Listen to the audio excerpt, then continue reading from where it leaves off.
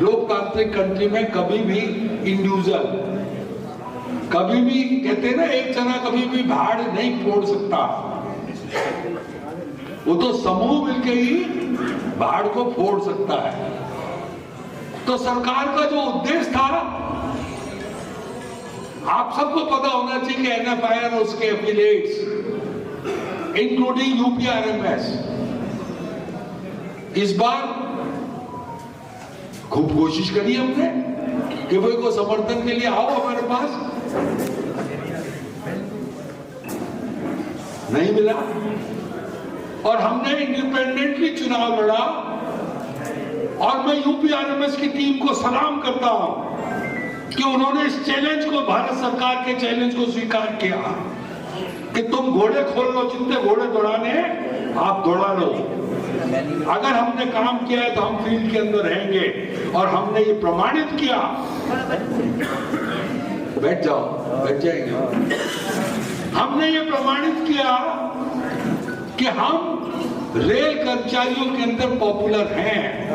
Rail कर्मचारियों के हम निस्वार्थ काम करते हैं और उसी का नतीजा है कि उत्तर पश्चिम रेलवे मजदूर साहब को सबसे ज्यादा, नॉर्थ वेस्टर्न रेलवे के अंदर सबसे ज्यादा वोट मिले और उसी के लिए आप लोग यहाँ इकट्ठे हुए। मैं आप सबको बधाई देता हूं। दोस्तों,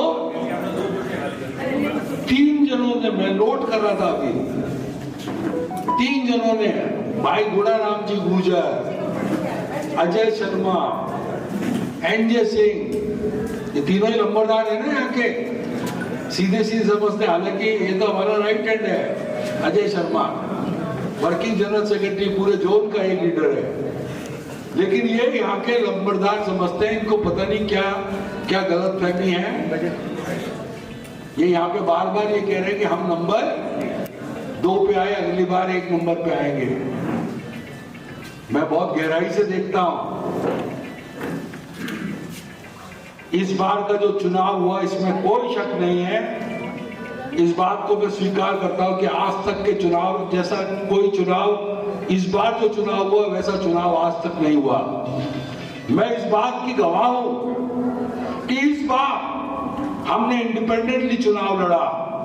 मैं इस बात का गवाह हूं कि इस बार इस चैलेंज को, भारत सरकार के चैलेंज को हमारे कार्यकर्ताओं ने, हमारे पदाधिकारियों ने स्वीकार किया और जिस मुस्तैदी से चुनाव लड़ा, जिस डेडिकेशन के साथ चुनाव लड़ा, वो सीधा चौड़ा करने वाला है। और मैं लीडर होने के नाते उसके लिए आपका नमन करता हूं, आपको प्रणाम करता हूं, आपके डेडिकेशन के लिए।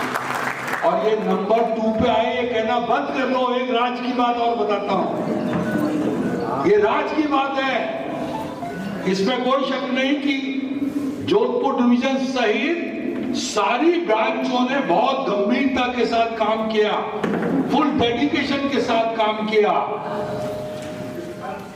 अगर पिछली बार को कंपैरिजन किया जाए, ये राज की बात है, पक्की है, आंकड़ों को देख लेना।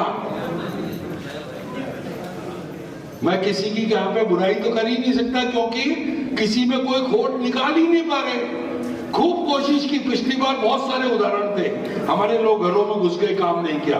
लेकिन इस बार हमारी एक एक ब्रांच ने, एक एक कार्यकर्ता ने, एक एक डिवीजन ने, वर्कशॉप ने अच्छी तरह से काम किया।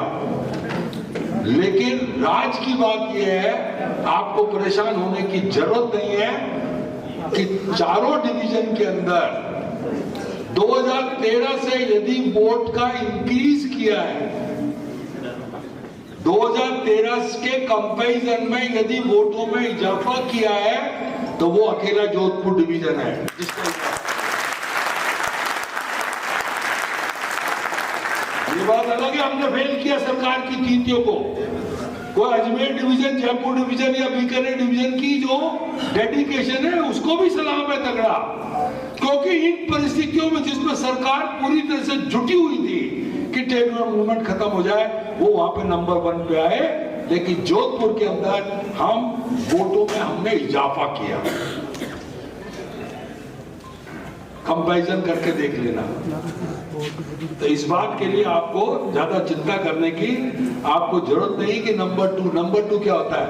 ओवरऑल हम पूरे जोन के अंदर नंबर 1 पे आए हैं, हाईएस्ट वोट हमने प्राप्त किए हैं। हाईएस्ट वोट प्राप्त करने का सीधा जैसा हमारा कल्चर है, मैं आपको विश्वास दिलाता हूँ, यहाँ पे सब कार्यकर्ता है यूपीआरएमएस के। आज स्नेह मिलन समारोह रखा है, कार्यकर्ताओं का ही होता है स्नेह मिलन समारोह। तो मैं आपको एक विश्वास दिलाता हूँ, जितना ज्यादा पेड़ के ऊपर फल लगता है ना, आपको देखा है ना लदा हुआ, एक तो सूखा होता है जब फल का टाइम नहीं होता। पेड़ पे जितने ज्यादा फल लगते हैं वो उतना ही ज्यादा झुकता है। यूपीआरएमएस का एक एक कार्यकर्ता कर्मचारियों के लिए झुक के और बेटर तरीके से काम करेगा। इस बात का मैं आपको अपनी टीम की ओर से विश्वास दिलाना चाहता हूं। हमारी जो जिम्मेदारी है, हमारी जिम्मेदारी इसके अंदर बढ़ गई। आपको पता होना चाहिए सरकार ट्रेड यूनियन मूवमेंट को क्यों खत्म करना चाह रही है, क्योंकि ये अडानी अंबानी की सरकार है, बड़े बड़े व्यापारियों को ऊपर बढ़ा रहे हैं। और हमारी जो वास्तविक मांगे हैं, हमारी जेन्युइन जो मांगे हैं, जो इस चुनाव से पहले ही तय हो जानी चाहिए थी। आपको पता होना चाहिए 1/1/2016 को हमारा 7वां वेतन आयोग की रिपोर्ट लागू हुई थी। 8वें महीने में आई थी रिपोर्ट 16 में, और 1/1/2016 से लागू हुई थी। और 26 में कितने से दिन बचे हैं? अब तो 1 साल भी नहीं बचा, अभी तक सरकार ने नहीं बनाई।